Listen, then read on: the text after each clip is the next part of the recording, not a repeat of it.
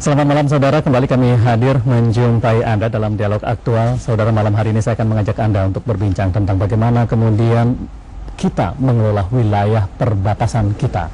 Perbatasan seringkali disebut sebagai beranda bagi Republik, dan karena dia beranda, maka sesungguhnya perhatian kita semestinya jauh lebih besar untuk wilayah perbatasan.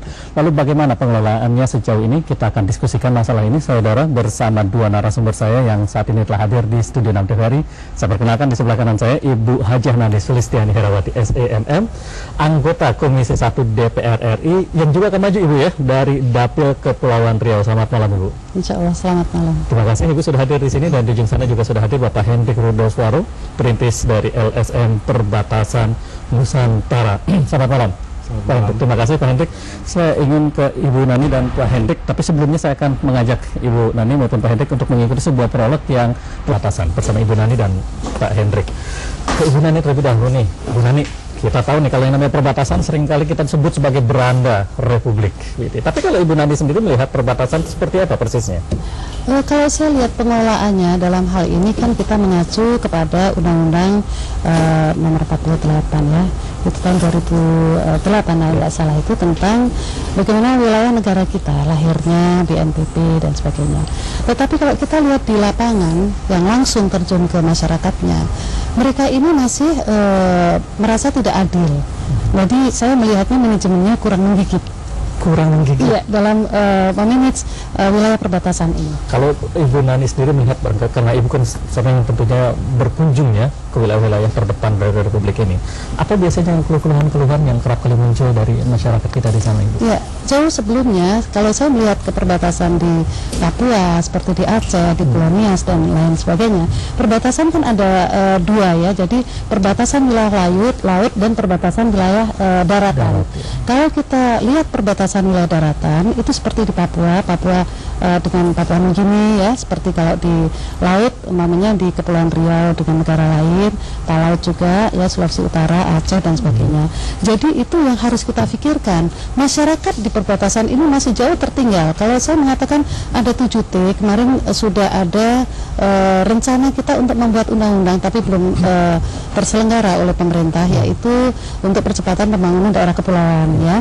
Karena mereka ini masih disebut terbodoh, tertinggal. Ini saya tidak terima. Iya. Karena itu wilayahnya kan sangat kaya. Negara kita kan negara maritim ya. Katanya beranda, terdepan Ibu ya. Iya, itu. Karena menghadapi orang negara lain kan kita harus sudah siap mandiri gitu. Iya, dalam situasi semacam ini kalau kemudian kita bicara tentang kebijakan yang menggigit, rekomendasi strategi kebijakan yang kemudian dirancang atau dikeluarkan oleh Komisi 1 sendiri persisnya seperti apa Ibu? Kita sudah mengacu kepada semua anggaran kita tujukan kepada wilayah perbatasan yang tadi disebut beranda ya. Mungkin kalau kita mengatakan ada daerah yang blind spot tadi, blind spot itu mungkin dari udara, darat dan laut juga, seperti di international water ya, itu pasti blind spot. Di udara mungkin wilayahnya itu angkatan udara lebih mengetahui hal ini ya. Mungkin kita membutuhkan radar yang lebih canggih ya, sehingga wilayah blind spot itu diperlukan sekali. Nah, tentang modernisasi alutsista serta penambahan insentif bagi aparat TNI, darat, laut dan udara di perbatasan harus dibedakan dengan yang di darat, tentunya yang di kota ya, karena mereka ini arealnya, teritorialnya lebih sulit saya kira, apalagi mereka harus beradaptasi dengan masyarakat yang masih dikatakan tadi tradisional sekali gitu. Mungkin diperdalam dari Pak ini bisa. Baik, saya ingin ke Pak Hendrik. Pak Hendrik sebagai seseorang yang berkecimpung mendalami bagaimana persoalan-persoalan di kawasan perbatasan, apa yang bisa diceritakan oleh Pak Hendrik? Baik, saya ingin kembali kepada Undang-Undang 43 tahun 2008 tadi, itu tentang wilayah negara ya kan. Nah, di situ lahir yang namanya BNPB, bentuknya yang namanya Badan Nasional Pengelola Perbatasan. Nah, berdasarkan dari undang-undang itu turun namanya Perpres nomor 12 tahun 2010, terbentuk sebuah struktur, ya kan. Itu terdiri dari 3 Menko. Ketua Dewan Pengarah adalah Menko Polhukam, Menko Perekonomian dan Menko Kesra, ya kan. Nah, saat ini kepala BNPB adalah Bapak Ganggung Fauzi, yang hal ini selaku kepala Menteri Dalam Negeri dengan beberapa anggota antara lain Panglima TNI, Kapolri, ya kan, Menteri Luar Negeri, ya kan, termasuk boleh dikatakan 13 gubernur perbatasan, provinsi perbatasan tadi itu, ya kan. Nah, sesuai dengan arahan dari Bapak Menko Polhukam bahwa dibutuhkan 4 pilar itu dalam memenuhi perbatasan ini. Pertama adalah pemerintah tadi BNPB, terus perguruan tinggi ya kan, dan tidak kalah pentingnya adalah dunia usaha melakukan investasi. Jadi tidak bisa hanya dari dana dari pemerintah pusat saja, dari dunia usaha pun juga dibutuhkan sekali. Nah yang keempat yaitu partisipasi masyarakat. Partisipasi termasuk dalam ini LSM dan ormas ya kan. Nah disinilah lahir yang namanya LSM perbatasan nusantara. Perbatasan itu sebenarnya kependekan dari kata percepatan pengembangan masyarakat perbatasan. Itu inti daripada berdirinya LSM perbatasan ini ya kan. Di situ. Pak Hendrik, kalau kemudian kita bicara tentang kesejahteraan, seringkali masalah ini agak cukup mencuat dan menjadi konsentrasi kita bersama. Bagaimana persis situasi dan persoalan yang muncul di sana? Ya, memang pemerintah sudah berlari, ya kan, menurut kami LSM perbatasan yaitu dengan adanya undang-undang, Perpres dan apa semuanya sudah dilaksanakan oleh BNPB dengan baik, menurut hemat kami, ya kan. Tapi implementasi di lapangan yang kami lihat, menurut laporan yang kami akan dapatkan dari koordinator kami, ya kan, koordinator mulai dari Sabang hingga ke Merauke, ya kan, masih banyak kendala. Pertama yaitu di bidang infrastruktur, Sabang hingga ke Merauke, ya kan, masih banyak kendala. Pertama yaitu di bidang infrastruktur yang belum terimplementasi, belum terlihat ya kan, beberapa itu hal ini. Dan yang kedua yaitu mengenai pelayanan sosial dasar, pendidikan, kesehatan ya kan, nah ini belum terlihat sama sekali. Yang tiga kalah pentingnya yaitu penguatan kelembagaan. Dalam hal ini kita mensosialisasikan wawasan kebangsaan kepada masyarakat itu. Karena kenapa? Mereka berada di perbatasan dengan negara lain. Ya kan? Ini salah satu faktor yang penting sekali di situ ya kan. Nah untuk itulah makanya LSM perbatasan berdiri. Kami ada 5 orang ya kan. Kami sendiri sebagai perintis, dengan ada saudara Roni Barau, ada Dr. Palilingan, ada Pak Fritz Sumimbang, orang asli dari apa itu juga, dari luar ya kan. Nah di Talaut kami punya juga Yurce Badam, Pak Yurce Badam, untuk melihat seperti kita ketahui Kabupaten Talaut itu memiliki sebuah pulau namanya Pulau Miangas. Nah kita kan selalu menamakan Nusantara ini dari Sabang hingga Merauke, dari Pulau Miangas hingga Pulau Rote ya kan di situ. Jadi dia ada pulau terluar terutara dari Nusantara kita ini. Baik, saya ingin kembali ke Ibu Nani. Ibu Nani, ada persoalan kesejahteraan dan saya kira memang ada korelasi yang kuat dengan dunia pendidikan dan hal yang lainnya adalah infrastruktur. Dua hal yang agaknya masih menjadi masalah dalam konteks implementasi ya Pak Hendrik ya. Kalau kemudian dari katakanlah Komisi 1 sebagai yang mengawasi bagaimana kemudian kawasan perbatasan dikelola, apa yang bisa Ibu sampaikan? Begini, kita ini kan baru satu ya perbatasan Sulawesi Utara dengan Filipina. Yang itu kita ada perjanjian border crossing agreement ya. Saya kira dari beberapa provinsi perbatasan yang lain belum ada. Nah, kalau sudah dibuat seperti itu, otomatis kita akan menyerap investor, ya kan? Nah, investor yang masuk di dalam wilayah perbatasan tersebut, dengan adanya investor maka tenaga kerja akan terserap. Nah, dengan adanya tenaga kerja maka program pemerintah akan masuk dalam hal itu, sehingga mereka akan mandiri. Dengan adanya kemandirian masyarakat perbatasan Kepulauan Riau ataupun masyarakat perbatasan Natuna ya, ataupun di Papua dan sebagainya, otomatis ekonomi mereka akan terjamin. Nah, kalau mereka tidak mandiri, kita akan sulit masuk di dalam hal mengatasi sosialisasi dalam konteks kemiskinan tadi. Jadi kita tidak ingin negara kita kaya. Nah, mereka harus diajarkan bagaimana mereka mandiri. Baik, saya membayangkan ini kita akan berhadapan dengan satu situasi liberalisasi perdagangan, pasar tunggal nanti ketika ASEAN 2015 begitu, sudah tidak terlalu lama. Masyarakat di kawasan perbatasan saya kira adalah orang-orang yang akan berinteraksi dan berhadapan langsung dengan situasi semacam ini. Saya itu Pak Hendrik kali. Pak Hendrik, bagaimana kemudian masyarakat kita disiapkan menghadapi situasi yang saya kira memang kalau kita tidak siap agak mencemaskan situasinya. Ya betul. Pertama begini ya kan, saya ingin mempilah ya kan, perbatasan itu ada 4 hal itu. Pertama adalah hankamnya, ya kan. Yang kedua infrastruktur tadi, terus pelayanan sosial dan sosialisasi kebangsaan ya kan. Kebetulan Ibu Nani kan di Komisi 1. Komisi 1 itu lebih kepada hankamnya ya kan. Mungkin kalau infrastrukturnya nanti di Komisi 5 misalkan, itu yang lebih mengenal detail teknisnya masalah itu ya kan. Nah, terkait dengan tadi perdagangan bebas, betul. Kita akan masuk di dalam pasar bebas AEC namanya, ASEAN Economic Community ya kan, tahun 2015. Masyarakat pertama yang akan menghadapi perdagangan bebas darat dan laut itu adalah masyarakat perbatasan di utara nanti. Mereka lah yang pertama-tama. Mereka adalah sebagai beranda kita menghadapi arus barang masuk dan keluar tadi itu ya, dari situ. Makanya sebenarnya pada kesempatan yang berbahagia ini kami ingin atas nama LSM Perbatasan menghimbau, mengajak masyarakat luas ya, dari Sabang sampai Merauke, termasuk dari Pulau Jawa dan itu ya. Mari kita memberikan perhatian khusus kepada masyarakat perbatasan kita ini. Ya. Saya ingin mengkonfirmasi saja, betulkah kemudian masyarakat di perbatasan itu seringkali justru mendapatkan suplai bahan makanan itu datang dari negara tetangga? Betul, ya. Itu karena lebih dekat ya kan. Lebih dekat. Harga barangkali juga lebih murah. Ibu nanti bisa ceritakan. Iya betul. Kita lihat di daerah Papua ya, salah satu pulau ya, itu mereka tahunya hanya Australia. Jadi barang yang masuk itu semua dari Australia. Bahkan di situ ada satu gereja kan, di situ masyarakatnya semua masuk di dalam gereja itu. Wilayahnya wilayah Indonesia. Jadi semua mata uangnya mata uang di Australia. Nah, begitu juga di Kepulauan Riau. Itu mata uang mereka sudah transaksinya bisa pakai dolar Singapura. Yeah. Nah, jadi mereka ini sebenarnya sudah lebih canggih daripada kita menghitung rupiahnya. Sudah terbiasa gitu. Sudah terbiasa ya. Yang saya cemaskan jangan-jangan nanti beberapa kawasan Indonesia masyarakatnya membeli merah putih pun juga tidak dengan mata uang rupiah. Saya khawatir ya. Jangan lupa. Televisi Republik Indonesia ini harus ditaruh di perbatasan lebih banyak lagi. Baik, saya akan tanyakan lebih dalam soal itu Ibu setelah jeda pariwara berikut ini. Pak Hendrik dan Ibu Nani, juga pemirsa di rumah, dialog aktual TVRI, dan kita masih berbincang terkait dengan manajemen pengelolaan wilayah perbatasan. Ibu Nani, ini kalau kemudian kita menyimak bagaimana masyarakat perbatasan itu berinteraksi, informasi saya kira kan nggak hanya diterima, jangan-jangan informasi yang diterima dari negara tetangga lebih banyak terserap. Dan iya, kalau kita bicara tentang konteks wawasan kebangsaan ini mengkhawatirkan, Bu Nani. Nah, ini pentingnya. Justru karena Komisi 1 ini adalah mitra dengan Televisi Republik Indonesia. Dengan adanya rencana kita menyatukan antara Televisi Republik Indonesia dengan Radio Republik Indonesia. Nah, sebelumnya kan kita akan membuat undang-undang penyiaran dulu. Nah, setelah itu baru radio ini.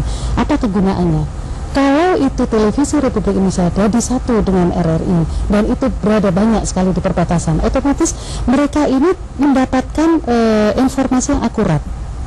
Bagaimana tentang pemerintahan Indonesia? Karena mereka kan sangat dekat sekali dengan negara-negara lain. Yang kita khawatirkan itu signal dari negara lain itu lebih kuat daripada signal dari kita sendiri ya. Maka kita harus mendorong itu agar kita bisa masyarakat perbatasan itu mereka tahu persis bagaimana Indonesia yang sebenarnya, terutama juga dengan berita-berita nasionalnya. Jangan sampai kita ini khawatir ya, menimbulkan kekhawatiran terhadap infiltrasi ideologi. Ya. Kalau kita mendapatkan infiltrasi ideologi, mereka akan samar, sehingga mereka lebih condong menerima informasi dari luar daripada informasi dari dalam. Nah, budaya kita harus kita pertahankan, kedaulatan kita harus kita pertahankan, agar mereka betul-betul mantap. Artinya batas negara itu jelas. Kalau kita Indonesia, mereka luar negeri, jangan sampai tersamar begitu. Jangan sampai kemudian warga kita lebih tahu tentang Kuala Lumpur ketimbang apa yang terjadi. Harga diri kita dan harga mati ya. Terutama mungkin insentif daripada mereka yang berdinas di perbatasan, di kawasan harus ditingkatkan, baik itu dari TNI-nya, baik itu dari Televisi Republik Indonesia-nya, harus lebih ditingkatkan. Tapi ini kan wilayahnya Komisi 1 untuk bisa mendorong ke saya akan perjuangkan itu ya, demi untuk masyarakat yang lebih banyak lagi supaya mendapat informasi yang akurat. Baik, Pak Hendrik sendiri punya saya ingin menambahkan sebagai contoh malah ya kan di Sulawesi Utara ya kan, memang TVRI stasiun Manado itu mempunyai kendala dalam anggaran itu ya kan, dan ini kita mohon dari pihak legislatif untuk memberikan perhatian yang sungguh-sungguh dan serius ya kan. Sebagai contoh begini, di beberapa pulau di terluar sana memang tidak ada stasiun pemancarnya di situ ya kan. Akhirnya mereka menerima siaran dari Filipina misalkan. Nah, ini sudah bertahun-tahun berjalan sampai-sampai ada istilah di kalangan sana. Oke, baik, Garuda di dadaku, tapi perutku untuk Filipina katanya. Sampai seperti itu. Sampai begitu ya kan. Nah, ini kan sangat mengkhawatirkan. Ya, sangat mengkhawatirkan, dan dari segi wawasan kebangsaan mereka pun juga sudah jauh-jauh menurun dibandingkan yang masa lampau ini. Ya. Kalau kita bicara tentang agenda besar kita tentang proyek nasionalisme, pembentukan karakter bangsa, sebuah agenda-agenda besar saya kira percakapan mengenai itu. Tapi kemudian informasi yang diterima juga relatif terbatas dan lebih banyak mengkonsumsi informasi dari pihak asing. Sejauh ini Ibu Nani sendiri menilai sejauh ini upaya kita yang bisa kita lakukan, terutama TVRI begitu. pantauan Ibu, evaluasi Ibu? Perbaikan alat komunikasi itu teknologinya harus mengikuti zaman ya, karena kan kecanggihan dari beberapa negara, kalau kita tidak mengikuti, otomatis kan kita tidak akan bisa tahu.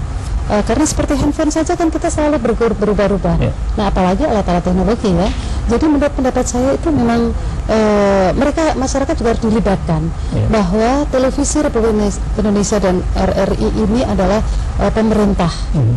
Jadi mereka sedikit waktulah harus mereka konsentrasi kepada situasi yang harus mereka pertahankan. Pak Hendrik tadi menceritakan untuk kawasan yang berbatasan dengan Filipina di Sulawesi Utara, barangkali juga di Kalimantan, gitu. Saya kira juga menghadapi persoalan yang serupa. Ada beberapa pantauan atau informasi yang kemudian diterima Pak Hendrik. Titik-titik di kawasan perbatasan memang masih belum menerima sepenuhnya informasi dari TVRI. Belum. Sebagai contoh juga di Kepri ya kan, di Natuna sana, setahu kami juga belum ada antenanya atau apa namanya, stasiun transmisinya ya, pemancar. Baik. Nah, di Papua pun juga, khususnya di Papua bagian tengah ya kan, Kabupaten Tunggu dengan Bintang, mereka juga belum mendapatkan siaran. Padahal begini ya, informasi yang kami dapatkan ya kan melalui korea kami ya kan, mereka rindu untuk berita-berita nasional seperti ini ya. Mereka rindu sekali ya kan di situ, berita-berita nasional dari bahkan dari Kalimantan, dari Merauke pun ingin tahu mereka dari Sabang misalkan ya kan. Ini hal-hal yang begini yang krusial sekali bagi kita. Ada kerinduan sekali itu poin utama tadi ya kan. Iya. Dan untuk kebutuhan pemancar ini barangkali Ibu ya, saya ingin konfirmasi lagi sebagai anggota Komisi 1 Ibu ya, pemancar itu barangkali memang tidak ada di semua titik dan sebagian barangkali juga mengalami kerusakan, tapi kemudian ini kan membutuhkan semacam politik anggaran yang serius untuk memastikan hak warga negara di kawasan perbatasan atas informasi terpenuhi. Mereka ini kan hanya mendengar dan melihat, betul nggak? Ya kan, masyarakat itu mendengar dan melihat. Nah, sedangkan kalau kita masih klasifikasi belum ditingkatkan klasifikasi A, itu kita tetap akan splatteran dengan negara lain yang tadi dikatakan black spot tadi. Nah, bagaimana caranya kita menembus? Itu harus ditingkatkan ya, tentunya anggarannya juga menyangkut juga ya. Tapi itu perlu berimplikasi kepada anggaran, harus diimplikasikan pada anggaran. Karena kalau tidak, bayangkan saja sekarang Radio Republik Indonesia itu budgetnya 700 miliar sekian. Padahal menyangkut seluruh Indonesia. 250 juta manusia harus mendengarkan. Itu audio. Sedangkan sekarang RRI ini sudah masuk ke wilayah internet dan nanti ada digitalisasi. Nah, bagaimana dengan televisi? Televisi ini kurang banget gitu. Mereka masih melihatnya kepada siaran swasta.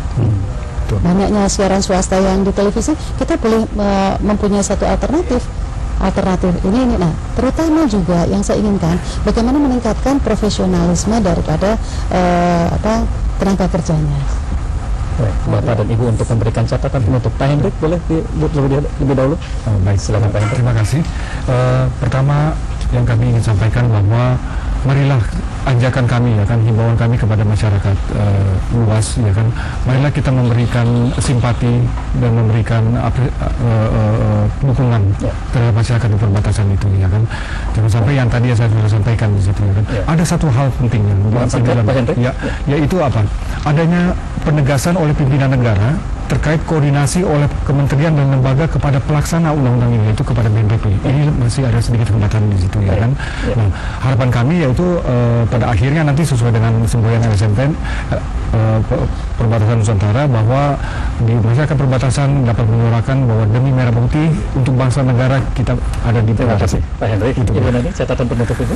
Saya sangat berterima kasih diberi kesempatan ini. Mereka juga saudara kita juga. Sepakat Ibu. Mereka juga satu bangsa, satu bahasa, dan kita harus memperkuat negara Republik Indonesia dalam hal ini.